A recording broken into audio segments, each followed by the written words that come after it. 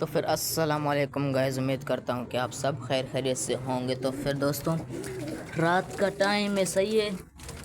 तो फिर मुझे मिला है एक गुड न्यूज़, मैंने देखा, फिर आप लोगों को बता रहा हूँ। तो फिर गुड न्यूज़ ये रहा कि हमारे जो कबूतरों ने अंडे दिए थे 2, इसके बच्चे माशाल्लाह बड़े हो गए, लेकिन वो गए पता नहीं किधर। एक दोस्त ने लेकर गया और एक आज उड़ के पता नहीं किधर गया। तो फिर इसने वापस से एक बच्चा निकाला है और दूसरा बच्चा भी निकलने वाला है। तो फिर मिलते हैं नेक्स्ट वीडियो के लिए। अभी के लिए इजाज़त दीजिए। अभी तक अगर आपने सब्सक्राइब नहीं किया तो फिर जल्दी से सब्सक्राइब करो। मिलते हैं नेक्स्ट वीडियो के लिए। अभी के लिए इजाज़त दीजिए। Okay, bye bye.